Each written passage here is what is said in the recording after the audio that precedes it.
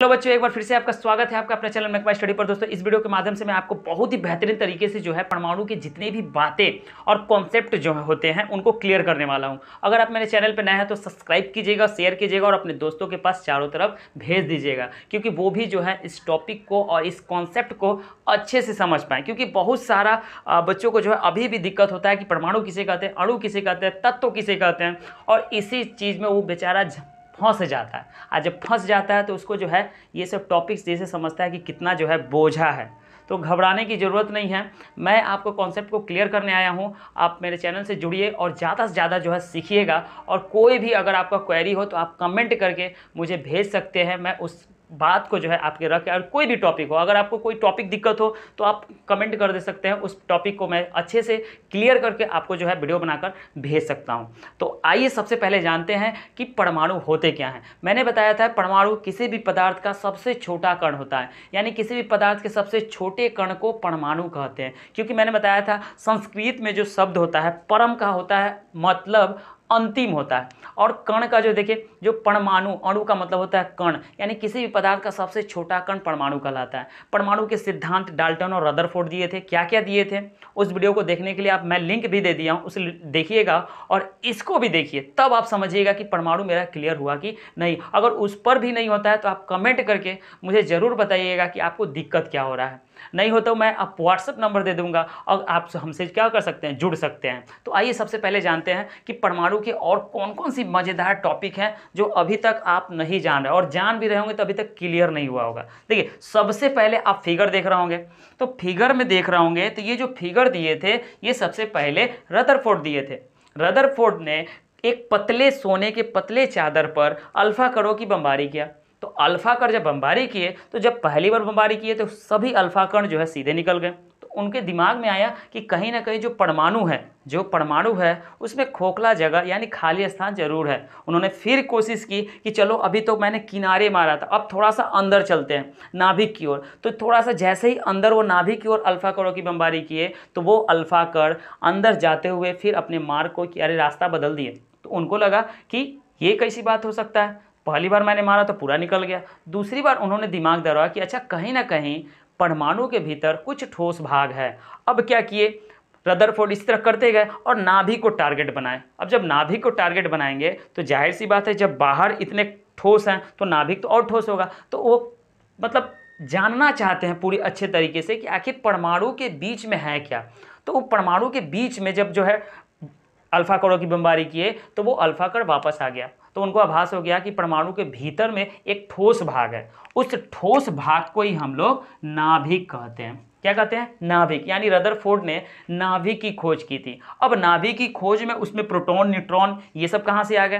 तो जब रदरफोर्ड नाभिक की खोज की थी तो चिल्लाने लगे कि हम वैज्ञानिक बन गए। तो अब आए गोल्डस्टीन, तो देख के करें काहे खुश हो, तो हम वैज्ञानिक बन गए थे। कैसे, तो हम परमाणु पे ई किए थे तो हमको नाभिक मिल गया। तो ये कहा कि अच्छा रुको हम भी देख के आते हैं। तो जैसे जाते हैं तो उनको यहाँ से उठा के लेके आते, कहते देखो तो है क्या है, यह है क्या नाभिक। तो कहता ना ये नाभिक ना है। तो ये कहता है लो हम भी खोज गए, तो हम भी वैज्ञानिक हो गए। इसी तरह चैडविक गए, न्यूट्रॉन की खोज कर दिए। अब उसके लास्ट में जो है थॉमसन आया। अब थॉमसन आया कहा कि तीनों कहाँ खुश हो रहा है। तो वो खुश होकर पूछा कि क्या हुआ, तो हम तीनों वैज्ञानिक बन गए थे। कैसे, तो यहाँ गए थे तो थॉमसन भी गया, लेकिन वो यहाँ नहीं गया, चारों तरफ देखने लगा। तो फिर यहाँ से उठा के लेके आए, तीनों को दिखाया तो कहा ना ये तो नाभिको ना है, ना ही प्रोटॉन है, ना ही न्यूट्रॉन है, तो क्या है। तो ई का किए थॉमसन जो है इस कण का नाम इलेक्ट्रॉन रख दिए। तो इस आधार पर प्रोटॉन का, न्यूट्रॉन का, नाभिक का खोज और इलेक्ट्रॉन का खोज किसने किया था बेहतरीन तरीके से पहले वीडियो में। इस वीडियो में आप देख रहे हैं, सबसे पहले देखिए नाभिक होता है, नाभिक में जो होता है वो प्रोटॉन और न्यूट्रॉन होता है। क्या होता है, नाभिक में प्रोटॉन और न्यूट्रॉन होता है। दूसरी बात समझिए, इस नाभिक के चारों तरफ जो आप देख रहे हैं ये सर्कल देख रहे हैं, ये सर्कल नहीं, इन सर्कल को ही रदरफोर्ड क्या बोले थे, उनको कक्षा बोले थे, यानी ऑर्बिट बोले थे। ऑर्बिट को आप कभी कभी सेल भी बोल सकते हैं। देखिए इन कक्षाओं का नाम भी दिए थे। देखिए इन कक्षाओं का नाम क्या था, पहले कक्षा का नाम के पड़ा, दूसरे का एल, इसी तरह एम, देखिए तीसरे का एम, चौथे का एन, पांचवे का ओ, छठे का पी और सातवें का क्यू। इस आधार पर नाभिक के जो बाहर जो कक्षाएं होती हैं उनकी संख्याएं 7 होती हैं। तो सबसे पहले समझिए कि कक्षा क्या होता है। तो कक्षा कहने का मतलब कि नाभिक के चारों तरफ जो वृत्ताकार पथ दिखाई दे रहा है, जो वृत्ताकार पथ दिखाई दे रहे हैं, उन वृत्ताकार पथ को ही हम लोग कक्षा कहते हैं, यानी उसे ऑर्बिट या सेल भी बोल सकते हैं। तो कक्षा समझ में आया। नाभिक के चारों तरफ जो वृत्ताकार पथ दिखाई दे रहे हैं, इनको क्या कहेंगे? कक्षा कहेंगे। और इन कक्षाओं की संख्या कितनी होगी? 7 होगी। कौन कौन सी होगी? तो KLMNOPQ, कक्षाओं की संख्या कितनी होगी? 7 होगी। अब आइए देखिए, नाभिक जो होता है, उस नाभिक मैंने क्या बताया था, नाभिक में प्रोटॉन और न्यूट्रॉन पहले से होते हैं। तो नाभिक में अगर आपसे पूछेगा कि नाभिक में मौजूद होते हैं, तो याद रखिएगा प्रोटॉन और न्यूट्रॉन। प्रोटॉन को हम लोग P से लिखते हैं और न्यूट्रॉन को हम लोग N से लिखते हैं। बात समझिएगा, प्रोटॉन पे जो है प्लस चार्ज होता है और इलेक्ट्रॉन पर माइनस चार्ज होता है। इसीलिए प्रोटॉन को एनोड किरण कहते हैं और इलेक्ट्रॉन को कैथोड किरण कहते हैं। यानी जब किसी के ऊपर आवेश माइनस होगा तो उसे हम कैथोड कहते हैं, और जब किसी के ऊपर आवेश प्लस होगा उसे एनोड कहते हैं। इतना बात समझ में आया। अब यहाँ पे आपसे आवेश पूछ देगा कि इलेक्ट्रॉन पर आवेश होते कितने हैं। देखिए बहुत ही ईजी तरीके से मैं आपको बताने वाला हूँ। इलेक्ट्रॉन पर आवेश बच्चों 1.6022 इंटू 10⁻⁻19 कूलम्ब होते हैं। कितने होते हैं इलेक्ट्रॉन पर? इलेक्ट्रॉन पे जो आवेश होते हैं 1.6022 इंटू 10⁻⁻19 कूलम्ब होते हैं। याद रखिएगा, बहुत क्वेश्चन यहाँ से पूछा जाता है। इसी तरह प्रोटॉन पर भी देखिए, प्रोटॉन पे प्लस है तो कुछ मत कीजिएगा। इलेक्ट्रॉन देखिए, इलेक्ट्रॉन पे यही चार्ज है, यही चार्ज यहाँ भी लिख दीजिएगा, कोई दिक्कत नहीं है। बहुत ईजी तरीके से मैं आपको समझाने वाला हूँ। लेकिन दोनों में अंतर क्या है? इलेक्ट्रॉन पे माइनस होगा तो ये माइनस में होगा, और प्रोटॉन प्लस है तो ये प्लस में होगा। दोनों का आवेश बराबर होता है, दोनों का आवेश बराबर होता है, लेकिन दोनों का दिशा बड़ी सब खचरा है तो सब एक के, लेकिन इन दोनों का दिशा जो है ना वो अलग अलग होता है। तो अगर आपसे पूछेगा कि इलेक्ट्रॉन पर आवेश कितने होते हैं, तो 1.6022 इंटू 10⁻⁻19 कूलम्ब। प्रोटॉन पे यही होंगे, लेकिन इलेक्ट्रॉन पर माइनस होंगे, और देखिए प्रोटॉन पे प्लस होंगे, लेकिन आवेश बराबर होगा। इतना बात समझ में आ रहा। दूसरा समझिए कि ये जो नाभिक दिखाई दे रहा है, उसमें इलेक्ट्रॉन, प्रोटॉन और इसके चारों तरफ जो है ये सब इलेक्ट्रॉन गति करते रहते हैं। तो इलेक्ट्रॉन, प्रोटॉन और न्यूट्रॉन में सबसे हल्का कौन होगा, सबसे भारी कौन होगा, ये तो दिमाग में आ रहा होगा। तो इसमें से देखिए, सबसे हल्का जो होता है वो इलेक्ट्रॉन होता है। कौन होता है? सबसे हल्का इलेक्ट्रॉन। और सबसे भारी ई, जिसकी चर्चा अभी तक नहीं हो रहा था, ये तो कहीं ना कहीं होबे ना करेगा, क्योंकि इलेक्ट्रॉन प्रोटॉन की तो बात कर ही रहे हैं सब लोग, तो कहानी न्यूट्रॉन की बात किया जाए तो सबसे भारी जो है वो न्यूट्रॉन होगा। अब देखिए, होता है भेदन क्षमता। भेदन क्षमता का मतलब कि जैसे कैसे राम जी तीर मारते हैं, तो राम जी तीर जब मारे थे क्या कि रावण के जाके ढोरी में जाके लग गया, तो छेदते हुए न गया, छेदते हुए चल जाएगा। तो भेदन का मतलब होता है किसी चीज़ को क्या करना, छेदना। तो सबसे ज़्यादा भेदन क्षमता किस में होगा? तो न्यूट्रॉन में होगा, फिर उसके बाद प्रोटॉन में, फिर उसके बाद इलेक्ट्रॉन में होगा। तो ये बात समझ में आए, ये बात समझ में आए। कक्षा किसे कहेंगे? तो वृत्ताकार पथ के चारों, देखिए नाभिक के चारों ओर एक वृत्ताकार पथ को हम लोग कक्षा कहेंगे। सेल, देखिए इन कक्षा को सेल भी कह सकते हैं, और कक्षा की संख्या 7 होती है, KLMNOPQ ये होगा। अब नाभिक में कौन कौन से होते हैं? देखिए प्रोटॉन और न्यूट्रॉन होते हैं। देखिए प्रोटॉन जो होता है वो प्लस चार्ज होता है और इलेक्ट्रॉन पर माइनस चार्ज होता है। प्रोटॉन का जो आवेश पूछेगा तो प्लस के साथ 1.6 इंटू, देखिए 1.602 इंटू 10⁻⁻19 कूलम्ब होगा, और इलेक्ट्रॉन पर वही होगा लेकिन वो माइनस में होगा। देखिए इलेक्ट्रॉन को हम लोग, इलेक्ट्रॉन पर माइनस चार्ज होता है इसीलिए इसे कैथोड किरण कहेंगे, और प्रोटॉन पर प्लस चार्ज होगा इसीलिए इसे हम लोग एनोड किरण बोलेंगे। अब बात आती है कि कक्षा के भी उप कक्षाएं होती हैं, जिन उप कक्षाओं के बारे में बहुत ज़्यादातर देखा गया है कि उप कक्षाओं से भी क्वेश्चन को जो है पूछा गया है, तो उसको भी समझ लेते हैं। जब इतनी बात समझ ही रहा ईजी तरीके से, तो उसको भी क्यों छोड़े, उसको भी समझ लेते हैं। तो आइए अब चलते हैं उप कक्षा क्या होता है, कैसे उसकी संख्या निकाला जाता है। एक बात और समझ जाइए, यहाँ पर एक बात और देखिए छूट गया। इन कक्षाओं में इलेक्ट्रॉनों की संख्या पूछेगा, क्योंकि मैंने बताया था नाभिक के चारों तरफ कक्षाएं होती हैं, इसमें इलेक्ट्रॉन गति करते हैं। लेकिन कैसे जाने कि इस कक्षा में कितने इलेक्ट्रॉन होंगे, ये तो आप बता भी नहीं किए। तो बहुत ईजी तरीके से कोई देखिए अधिकतम कक्षाओं की, देखिए याद रखिएगा, अगर आपसे पूछेगा कि बताइए के में, देखिए इन कक्षाओं का तो नाम रख दिया KLM, लेकिन इन कक्षाओं में कितने इलेक्ट्रॉन होंगे ये तो नहीं बताया। तो अब देखिए, ये माफ़ कीजिएगा मैं छोड़ रहा था, लेकिन देखिए क्या हो रहा है, भूल से छूट रहा था, लेकिन भूल से मैं पहले से तैयारी करके रखा था, क्योंकि ये भी आपको सिखाना है कि किस कक्षा में कितने इलेक्ट्रॉन होंगे। बहुत ईजी तरीका से है। एक वैज्ञानिक थे जिनका नाम बोरबरी था। क्या नाम था? बोरबरी। क्या नाम था? बोरबरी। इन्होंने एक फार्मूला दिया 2n²। ये 2n² के माध्यम से आप किसी भी कक्षा के इलेक्ट्रॉनों की संख्या निकाल सकते हैं। कैसे निकाल सकते हैं देखिए, कैसे निकाल सकते हैं देखिए इस सबको मिटा दें, इस सबको मिटा दें। अगर स्क्रीनशॉट लेना चाहते हैं आप ले लीजिए, बहुत बेहतरीन तरीके से बताने वाला है, आप एक बार स्क्रीनशॉट ले लीजिए, ठीक है। अब देखिए इस सबको मिटाने के बाद मैं आपको बेहतरीन तरीके से समझाने वाला हूँ। देखिए बहुत इजी तरीके से बताऊंगा और उम्मीद करूंगा कि आपको जो है हर चीज़ समझ में आए, क्योंकि मेरा पूरा विश्वास है आपका हर कॉन्सेप्ट को मैं क्लियर करके रहूँगा। देखिए अगर आपसे पूछ दे कि बताइए नाभि के चारों तरफ जो कक्षाएं होती हैं उसमें इलेक्ट्रॉनों की संख्या कितनी होती है, तो एक वैज्ञानिक थे जिनका नाम था बोरबरी। क्या नाम था?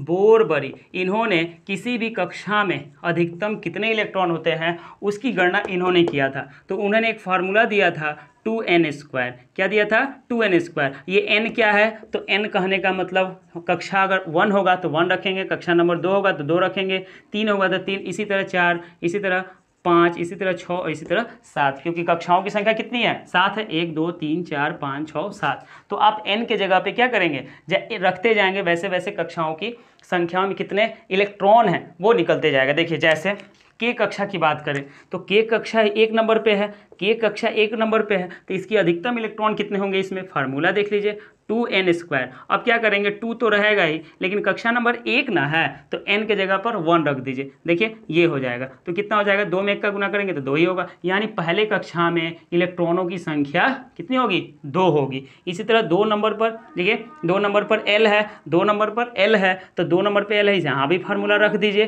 तो जैसे यहाँ रखेंगे, देखिए बहुत ईजी तरीके से है, हर चीज़ मैं आपके लिए बहुत ही बेहतरीन तरीके से लाया हूँ। देखिए 2 का स्क्वायर कितना होता है? 4 है, 4 दूना कितना? 8, यानी दूसरी कक्षा में इलेक्ट्रॉनों की संख्या कितनी होगी? 8 हो गई।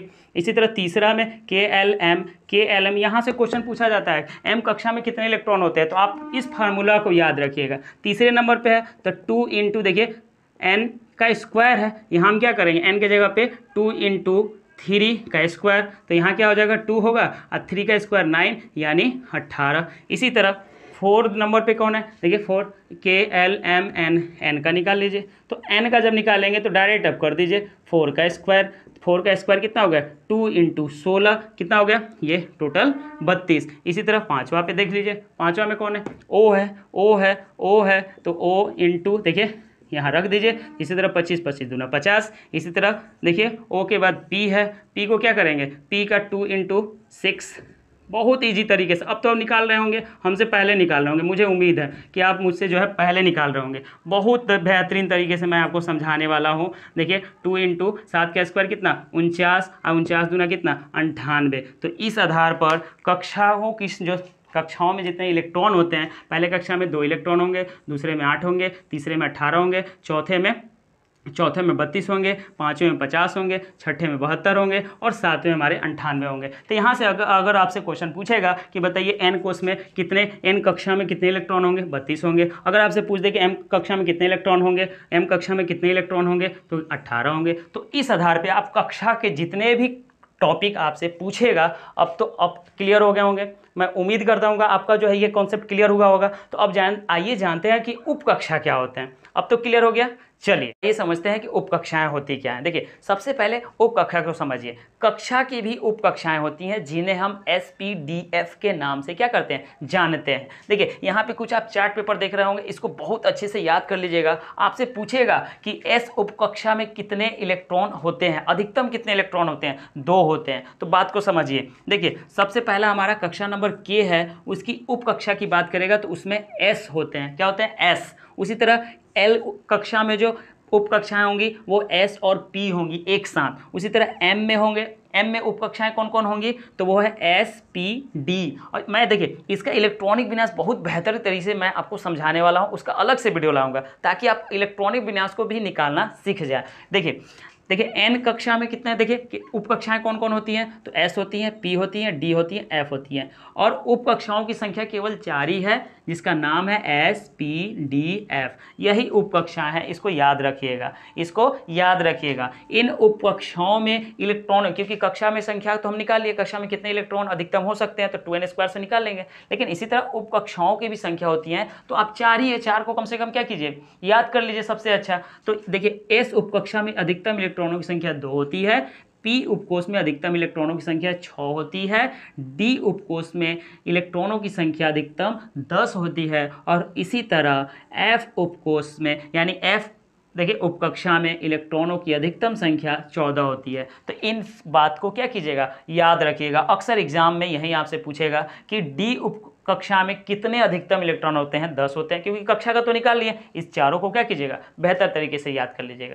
अब देखिए ये सब बातें आपको तो कम से कम अपने पास रखना ही रखना, इसके लिए आपको नोट्स बनाने होंगे। तो क्या कीजिएगा, जब भी मैं बताऊंगा, और बार बार इसलिए बताऊँ, कम से कम आप बैठे बैठे उसको याद कर लीजिएगा। नोट्स इसलिए लिखवा देते हैं ताकि आप कभी भी जब पढ़ने के आपका मूड करे या मन करे तो आप उस टॉपिक को क्या कीजिएगा, देख लीजिएगा। एक बार देखना है, क्योंकि मुझे पता है एक बार मेरा वीडियो देखने के बाद आपको याद करने की जरूरत नहीं है। तो अब आइए जानते हैं कि परमाणु संख्या क्या होता है, परमाणु क्रमांक क्या होता है, द्रव्यमान संख्या होता है। ये अक्सर क्वेश्चन में जो है आपको देखने को मिलेगा, किसी भी एग्जाम में हो, तो इसको बेहतर तरीके से समझते हैं। इसे न्यूमेरिकल पूछ देता है, कहेगा कि सोडियम में परमाणु की संख्या कितनी है, द्रव्यमान संख्या कितनी है, न्यूट्रॉनों की संख्या कितनी है। तो ये सब क्वेश्चन आपसे पूछे जाएंगे, आइए उसको समझते हैं बहुत ही बेहतरीन तरीके। ये जानते हैं कि परमाणु संख्या क्या होता है, परमाणु क्रमांक क्या होता है। बहुत बार एग्जाम में इस टॉपिक से क्वेश्चन पूछे जाते हैं। अक्सर यहाँ पर जो है बहुत सारे लोगों ने कन्फ्यूजन हो जाते हैं कि परमाणु संख्या किसको कहते हैं, परमाणु क्रमांक किसको कहते हैं। ये देखा जाए तो परमाणु संख्या और परमाणु क्रमांक दोनों एक ही है, यानी दोनों का मान जो होता है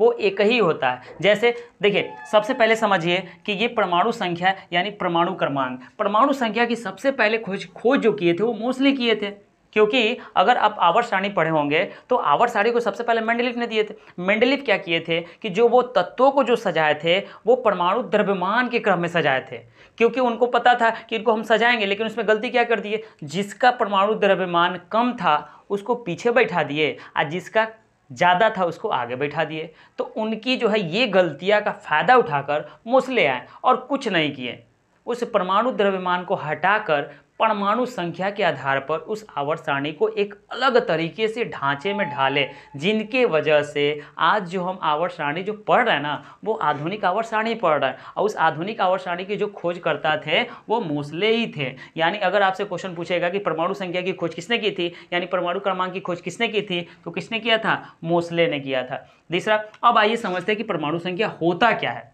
परमाणु संख्या आखिर है क्या। देखिए, किसी भी परमाणु के नाभिक में उपस्थित प्रोटॉनों की कुल संख्या, किसी भी नाभिक में जो प्रोटॉनों की जो कुल संख्या होगी वही परमाणु संख्या कहलाएगी। क्लियर है, यानी कहने का मतलब कि जो प्रोटॉनों की जो संख्या होगी वो परमाणु संख्या के बराबर होगी। क्या होगी, जो प्रोटॉनों की संख्या होगी वही परमाणु संख्या के बराबर होगी। परमाणु संख्या बोलिए चाहे इसको परमाणु क्रमांक बोलिए, दोनों बात एक ही है। जैसे देखिए, प्रोटॉनों की संख्या को हम P से लिखते हैं और परमाणु संख्या हो चाहे परमाणु क्रमांक हो उसको Z से लिखेंगे। फॉर एग्जाम्पल, मान लीजिए कि एग्जाम्पल में हम सोडियम को ले लिए। ये सोडियम का देखिए आवर्त सारणी को कम से कम आपको तो है 30 तक याद करना पड़ेगा, क्योंकि ये सब जो क्वेश्चन जो है आपको आवर्त सारणी का अगर वो अच्छे से लाइन बाय लाइन याद नहीं है, कम से कम 30 तक तो याद ही कर लीजिए। किसी भी एग्जाम के लिए 30 काफ़ी है।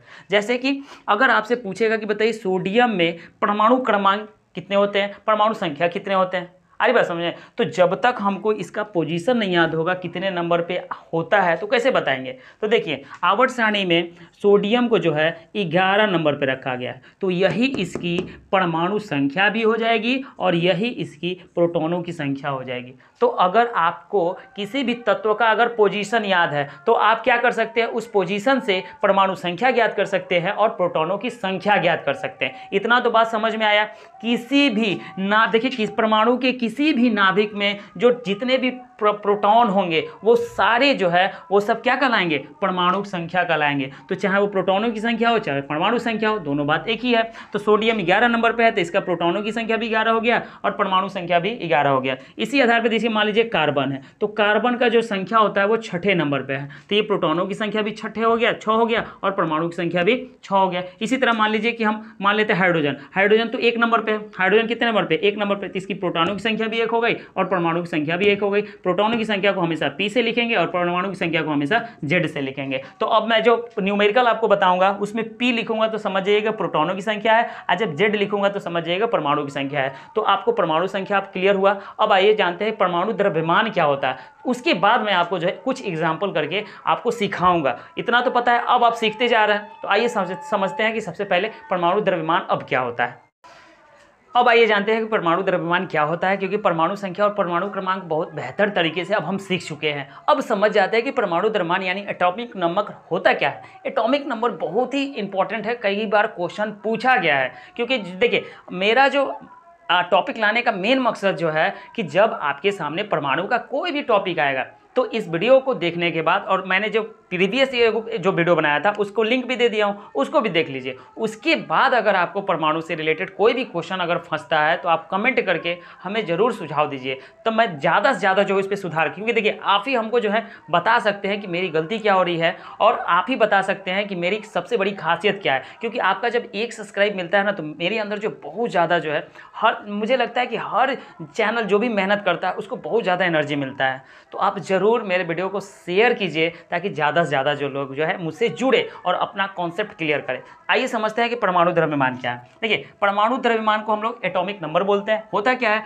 तो कोई भी परमाणु हो उसके नाभिक में उपस्थित, देखिए नाभिक में उपस्थित, इसको हटा दीजिए, देखिए नाभिक में उपस्थित प्रोटॉनों की संख्या और न्यूट्रॉनों की संख्या के योग को क्या कहेंगे। कोई भी परमाणु हो अगर उसमें उपस्थित प्रोटॉनों की संख्या और न्यूट्रॉनों की संख्या को जोड़ देते हैं तो जो हमें संख्या मिलती है उसी को हम लोग बोलते हैं परमाणु द्रव्यमान। क्या बोलते हैं, परमाणु द्रव्यमान। जैसे इसका फार्मूला देखिए, परमाणु द्रव्यमान क्या होता है, वो प्रोटॉनों की संख्या प्लस न्यूट्रॉनों की संख्या, यानी दोनों को जब जोड़ देंगे तो जो संख्या हमको मिलेगी उसी को बोलेंगे परमाणु द्रव्यमान। अब देखिए इसको संकेत के माध्यम से, परमाणु द्रव्यमान को हम लोग ए से लिखते हैं। एटॉमिक, देखिए एटॉमिक है तो इसको ए से लिख दिए। प्रोटॉन को हम लोग प्रोटॉन पी से, और न्यूट्रॉन है तो एन से लिखते हैं। यानी प्रोटॉन और न्यूट्रॉनों की संख्या के योग को हम लोग द्रव्यमान संख्या कहते हैं। अक्सर आप देखते होंगे कुछ एग्जाम्पल जो है इस तरह से क्वेश्चन अगर आपसे पूछेगा कि बताइए इसमें परमाणु संख्या किसको कहेंगे, द्रव्यमान संख्या किसको कहेंगे, तो कई बार बच्चे कंफ्यूज हो जाते हैं। तो कोई दिक्कत नहीं है, इस वीडियो को देखते रहिएगा, बस आपके हर कंफ्यूजन को दूर करेंगे। अगर नहीं हुआ तो आप कमेंट में दोबारा कहिएगा कि आपका वीडियो हम नहीं देखेंगे। मुझे पूरा विश्वास है बच्चों कि आपका हर कॉन्सेप्ट क्लियर हम जरूर करेंगे, क्योंकि मुझे पता है, मैं कई बार अपने क्लास में देखता हूँ कई बच्चे जो है छोटी छोटी बातों को नहीं समझ पाते हैं और क्लास में चुपचाप बैठे रहते हैं। तो कहीं ना कहीं मुझे लगा कि क्यों ना कुछ ऐसा किया जाए ताकि वो बच्चा भी समझ जाए जिसको ये सब भी बातें इतनी टफ लग रही है। टफ तो है नहीं, लेकिन अगर कोई जानबूझ के कहेगा कि हमको नहीं समझ में आ रहा तो उसके बाद क्या है, बहुत इजी तरीके से बताने वाले हैं। कोई भी परमाणु होगा जब उसमें प्रोटॉनों की संख्या को और न्यूट्रॉनों की संख्या को जोड़ दीजिए तो जो संख्या मिलेगा उसे क्या कहेंगे, द्रव्यमान संख्या। क्लियर है। अब आइए, अगर आपके सामने कुछ एग्जाम्पल ये रहेगा, देखिए जैसे सोडियम है, सोडियम यहाँ 11 लिखा है, ऊपर 23 लिखा है, ये क्या है, तो देखिए इस 11 को, यानी जो नीचे लिखा होगा इसको हम लोग बोलते हैं परमाणु संख्या। यानी आवर्त सारणी में जिस संख्या, जिस पोजीशन पर, जिस स्थान पर ये होगा उसी का ये संख्या है। तो जो नीचे होगा उसको क्या बोलेंगे, परमाणु संख्या, और जो ठीक इसके ऊपर होगा इसको हम लोग बोलेंगे द्रव्यमान संख्या। क्या बोलेंगे, द्रव्यमान संख्या। बहुत ईजी तरीके से मैं आपको बताऊँगा, इसी को बोलते हैं हम लोग द्रव्यमान संख्या।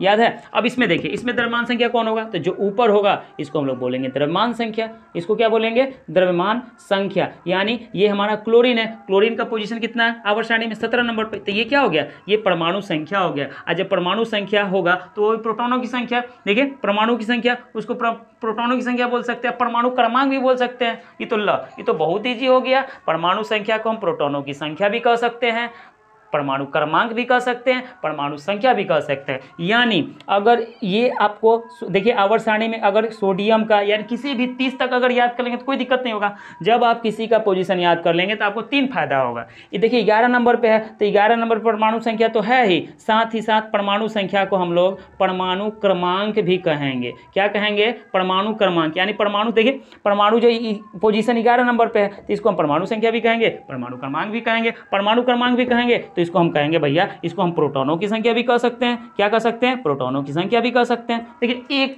तीर से 3 फायदा। और जो इसके ठीक ऊपर होगा इसको हम लोग परमाणु द्रव्यमान बोलेंगे। ठीक है। यानी सोडियम का परमाणु द्रव्यमान कितना हो गया, 23। इसी तरह क्लोरीन का परमाणु द्रव्यमान कितना हो गया, इसी तरह 35। तो ऐसे कई सारे आपके सामने जब एग्जाम्पल आएंगे तो जो नीचे होगा वो पोजीशन यानी परमाणु संख्या, परमाणु क्रमांक यानी प्रोटॉनों की संख्या, तीनों एक ही हो जाएगा। लेकिन जो उसके ऊपर होगा वो परमाणु द्रव्यमान होगा। कहने का मतलब कि अगर आपसे परमाणु द्रव्यमान दे दिया हो, प्रोटॉनों की संख्या दे देगा, तो आप न्यूट्रॉनों की संख्या नहीं निकालेंगे, आसानी से निकाल लेंगे सर। इसी तरह प्रोटॉनों की संख्या दे दे और न्यूट्रॉनों की संख्या दे दे तो आप क्या करेंगे, द्रव्यमान संख्या निकालेंगे। मान लीजिए कहते हैं किसी तत्व की प्रोटॉनों की संख्या 8 है, किसी तत्व की प्रोटॉनों की संख्या 8 और न्यूट्रॉनों की संख्या 6 है, तो द्रव्यमान संख्या बताइए, दोनों को जोड़ दीजिए, यही आपका क्या आ गया, द्रव्यमान संख्या आ गया। तो इस आधार पर परमाणु के जितने भी कॉन्सेप्ट थे मैंने आपको बहुत बेहतर तरीके से समझाने का प्रयास किया हूं। अगर अच्छा लगेगा तो शेयर कीजिएगा। इसी के साथ एक बार फिर से आपके मेक माई स्टडी पर चैनल पे आपका बहुत ही दिल से धन्यवाद, जो कि मेरे वीडियो को आप इतने अच्छे से देखें।